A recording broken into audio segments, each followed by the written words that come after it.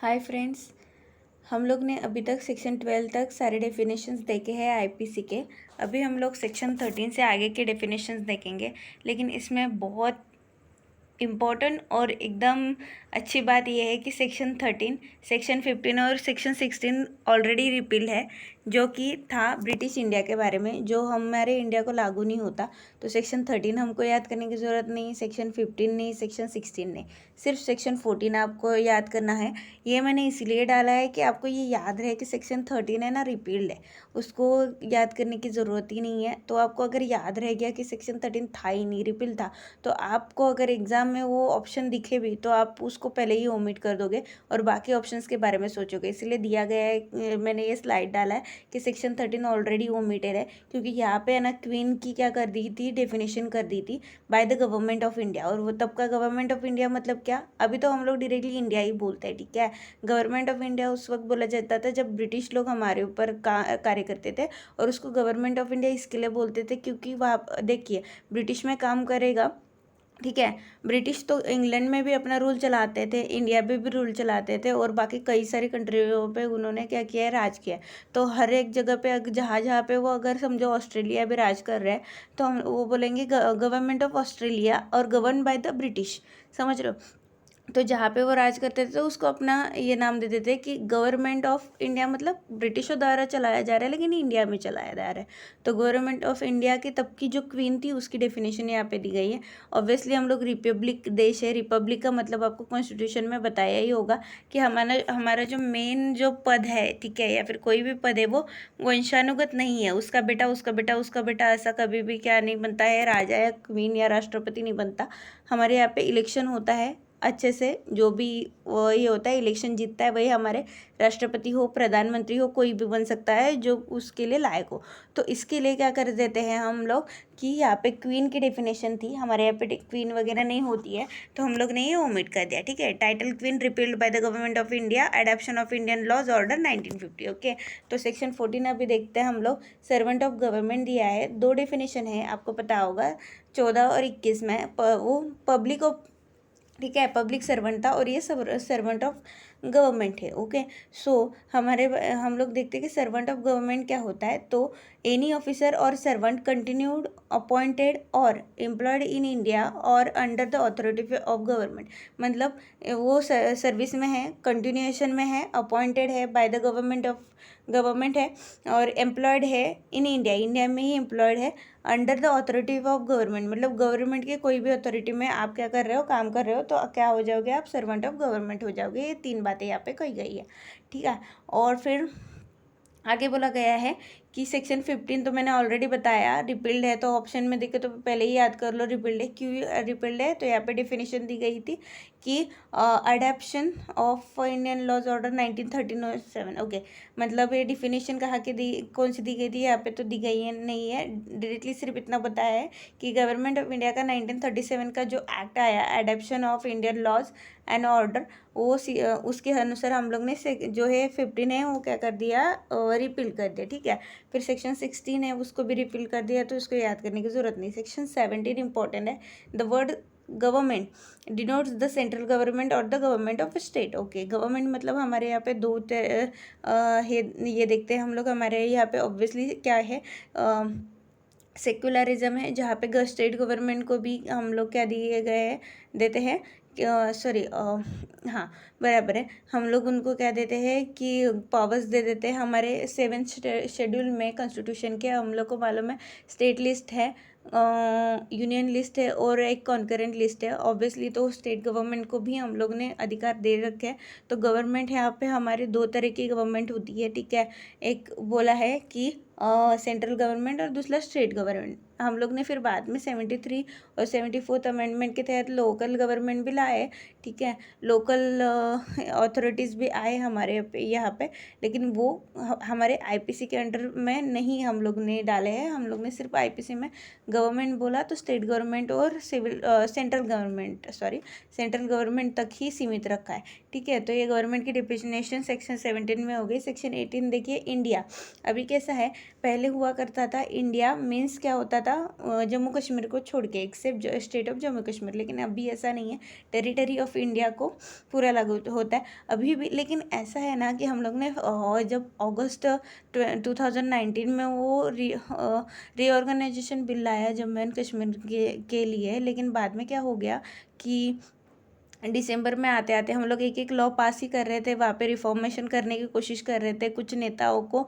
वहाँ पे मतलब पहले से ही 144 लगा हुआ था, क्योंकि वहाँ पे शांति बनी रहे। तो हम लोग ने क्या करा कि कोई किसी भी मतलब हम चाहते थे कि उनका डेवलपमेंट हो, तो हम लोग धीरे धीरे सारा प्रोसेस कर रहे थे। तो हम लोग ने डायरेक्टली सारे एक्ट्स वहाँ से हटा के हमारा पूरा का पूरा इंडिया के एक्ट वहाँ पे लगाने की कोशिश नहीं की। पहले तो हम लोग ने उनका स्पेशल स्टेटस पे ये करके फिर उनको डेवलपमेंट के लिए, और फिर धीरे धीरे एक एक चीज़ वहाँ पे करने की कोशिश कर रहे थे हम लोग। तो डायरेक्टली हम लोग ने सारे लॉ वहाँ पे अप्लाई किए और उनके लॉ हटा दिए, ऐसा नहीं किया था। तब भी दिसंबर में कोरोना आ गया, आपको सबको पता है। तो धीरे धीरे करके मार्च में हमारे यहाँ पे लॉकडाउन लग गया, तो हम लोग ने वहाँ के सारे एक्ट हटाए नहीं है। आज भी रणवीर पेनल कोड के तहत ही शायद उनका, शायद आप फिर भी एक बार चेक कर लेना, क्योंकि बैरक में तो मतलब हटा दिया है, कई सारे बैरक्स में हटा दिया है कि except Jammu and Kashmir, India मतलब होल इंडिया ही लिया जाता है। लेकिन अभी भी जो हमारा सेक्शन 18 है बैरक का, मेरे पास है ना नया बैरक है, उसमें मैं आपको देख के बता रही हूँ कि सेक्शन 18 क्या कहता है। तो सेक्शन 18 में बोला है कि इंडिया है ये excluding the state of Jammu Kashmir ही लिखा गया है।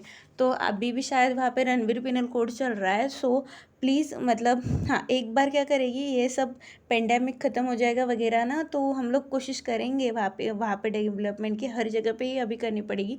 इकोनॉमी को बहुत लॉस पहुँचा है, हमारे हर स्टेट को ज़रूरत है कि वो रिफॉर्मेशन करे, आगे बढ़े, डेवलपमेंट करे। वैसे ही जम्मू कश्मीर के लिए हम लोग कोशिश करेंगे, उस वक्त हम लोग हमारे इंडिया के लॉज वहाँ पे अप्लाई करेंगे। एक लेजिस्लेशन, एक एक्ट सीधा पास कर देगा कि ये एक्ट है, जो बचे हुए सारे एक्ट भी वहाँ पे लगा दो। अभी उनके एक्ट पूरे ही ख़त्म कर दिए जाएंगे, लेकिन अभी तक तो वो किया नहीं है, तो हम लोग ने अभी बैरक से वो हटाया नहीं है अभी तक, एक्सेप्ट जम्मू और कश्मीर ही लिखा हुआ वहाँ पे मिलेगा आपको। ठीक है, तो सेक्शन 18 हो गया। सेक्शन 19 बहुत ज़रूरी है और बहुत इंपॉर्टेंट है। यहाँ पे आपको देखा जाएगा कि सेक्शन 19 में, ठीक है, जज की डेफिनेशन है और बहुत ही ज़रूरी है, इंपॉर्टेंट है हमारे एग्जाम के लिए। जज होता कौन है? तो जज आप बोलोगे जिसको जज बोलते हैं, जुडिशियल माय लॉर्ड बोलते हैं, वही जज होगा। हाँ, ऑब्वियसली वो तो जज है ही, लेकिन उनके अलावा भी जज किसे बोला जाता है ये यहाँ पे दिया है। इंडियन एविडेंस एक्ट में बोलते हैं कि जिसको एविडेंस लेने का अधिकार है वो जज है, उसके हिसाब से उन्होंने वो डेफिनेशन कर दी वो एक्ट के हिसाब से। लेकिन ये अभी पीनल कोड है, तो यहाँ पे सीधा बोल दिया जो जजमेंट दे सकता है उसको क्या है, वो हो जाएगा, जज अपना हो जाएगा। ठीक है, तो किस किस तरह के जजमेंट उसको देने की, सॉरी उनको, बहुत आदर से मैं उनको बोल रही हूँ, सॉरी मुँह से निकल गया। ठीक है, तो उनको बहुत अलग अलग इस तरह से डिफाइन किया गया है। लेकिन इतना दिमाग में रखना, ऑर्डिनरी कोर्स में जिनको जज बोलते हैं उनको तो जज बोलती है, उसके अलावा जो लोग को जजमेंट देने का अधिकार दिया गया है उनको सेक्शन 19 के तहत जज बोला गया है। ठीक है, तो डेफिनेशन एक बार पढ़ते हैं। द वर्ड जज denotes not only every person who is officially designated as a judge, but also every person who is empowered by law to give in any legal proceeding, civil or criminal, a definitive judgment। मतलब जिसको भी civil और criminal में judgement देने का अधिकार है वो जज हो जाएगा। दूसरा बात, और a judgment which if not appeal against would be definitive, और a judgment which is confirmed by some other authority. मतलब जब तक कोई उसके खिलाफ अपील ना करे तब तक वो फाइनल जजमेंट मानी जाएगी। वो मतलब जिन्होंने दी है तो उनको भी क्या बोला जाएगा, जज बोला जाएगा। ठीक है, दूसरा बात, वुड बी डेफिनेटिव, और who is one of a body of person which body of persons is empowered to law by law to give such judgment. मतलब सिर्फ एक जज को ही जज नहीं बोलेंगे हम लोग, पूरी बेंच, अगर जैसे सुप्रीम कोर्ट में हमेशा 5-6 जजों की बेंच बैठती है, 7 जजों की बैठती है, 13 जजों की मैक्सिमम बैठी है केशवानंद भारती केस में, तो 13 के 13 जजों को जज ही बोलेंगे हम लोग बेंच को। ऐसे थोड़ी ना बोलेंगे कि एक ही जज को जज बोलो और बाकी अगर 13 साथ में बैठे तो वो जज नहीं है, नहीं, बिल्कुल नहीं। उन्होंने दिया हुआ फैसला भी फाइनल होता है, तो इसका मतलब वो भी जज है। ठीक है, तो 3 प्रकार के जज बोले, सॉरी 4 प्रकार के। पहले तो जज हम लोग जिनको जज बोलते हैं वो तो है ही। दूसरा बात, जिनको सिविल और क्रिमिनल मामलों में अपना जजमेंट सुनाने की क्या है, अधिकार है, पावर है, उनको जज बोलेंगे। और तीसरा जज उनको बोलेंगे जिनके अगर डिसीजन के खिलाफ, जिनके जजमेंट के खिलाफ जब तक कोई अपील ना करे तब तक वो फाइनल जजमेंट है। और चौथा लास्ट क्या होता है कि बेंच अगर बैठ जाती है एक से ज़्यादा जजों की तो उनको भी जज ही बोला जाएगा। तो ये जज की डेफिनेशन हो गई। अभी बोलेंगे, देखते हैं इसमें इलिस्ट्रेशन बहुत ज़रूरी है, बहुत क्या, हर सेक्शन में ही ज़रूरी है। आपको लगता हो कि सेक्शन जो हम लोग पढ़ते हैं उसी में हो जाता है, जी नहीं, इलिस्ट्रेशन इतना ज़रूरी है कि कभी कभी 98% ऑफ जो आपके क्वेश्चन है वो यही से सॉल्व हो जाते हैं, क्योंकि यहाँ से कंसेप्ट क्लियर हो जाती है। ठीक है, तो इलिस्ट्रेशन में जो भी होता है ना पॉइंट्स, वो ध्यान से पढ़ा करो। प्रीलियम से बहुत आपको क्या करेगा, हेल्प करेगा। ठीक है, तो उसमें फर्स्ट इलिस्ट्रेशन क्या बोलता है, collector exercising jurisdiction in a suit under act 10 of 1859 is a जज। मतलब 1859 में जो एक्ट पास किया गया है उसके एक्ट 10 के तहत अगर कलेक्टर अपना कोई भी जजमेंट सुनाता है, आपको पता ही है कलेक्टर को कुछ जुडिशियल पावर भी थोड़ी बहुत होती है, क्योंकि उसको डिस्ट्रिक्ट में पूरा अपना क्या करना है, एडमिनिस्ट्रेशन चलाना है। तो उसके तहत सेक्शन 10 के तहत 1859 के एक्ट के अगर वो कोई भी जजमेंट सुनाता है, अपना डिसीजन देता है, तो भी वो क्या हो जाएगा, जज हो जाएंगे वो। ठीक है, दूसरी बात, magistrate exercising jurisdiction respect of a charge on which he has power to sentence to fine or imprisonment with or without appeal। अभी मैजिस्ट्रेट होते हैं वो तो जज होते ही है, ऑब्वियसली पता है हम लोग, लेकिन उनको मैजिस्ट्रेट बोलते हैं, डायरेक्टली जज या फिर डिस्ट्रिक्ट जज ऐसे नहीं बोलते। इसके लिए यहाँ पे मैजिस्ट्रेट को भी जज है, ऐसे इलस्ट्रेशन में दिया गया है।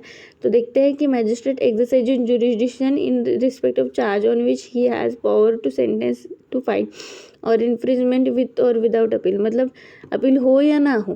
ठीक है, अगर किसी ने केस फाइल कर दी, उस जजमेंट में उनको फाइन लगाने का भी अधिकार है और उनको इन्फ्रीज करने का भी अधिकार है, तो वो जज हो गए। ठीक है, तीसरा बात, a member of a panchayat which has power under regulation 7 1816 of the Madras code to try and determine suits in a जज इज अ जज। मतलब अगर कोई पंचायत है, ठीक है, पंचायत के मेंबर को कोई अधिकार दिया गया है, लेकिन किस एक्ट के तहत ये इंपॉर्टेंट है, 1816 का रेगुलेशन 7। ठीक है, उसके आधार पे अगर उनको मद्रास कोड में, ठीक है, उसके आधार पर अगर पंचायत के मेंबर जो है वो अपना डिसीजन सुनाते हैं तो वो भी जज बन जाएंगे, और मतलब जज कहलाएंगे, बन नहीं जाएंगे, उनको भी जज बोला जाएगा। और डी बोलते हैं कि a magistrate exercising jurisdiction respect of a charge on which he has power only to commit for trial to another court is not a जज।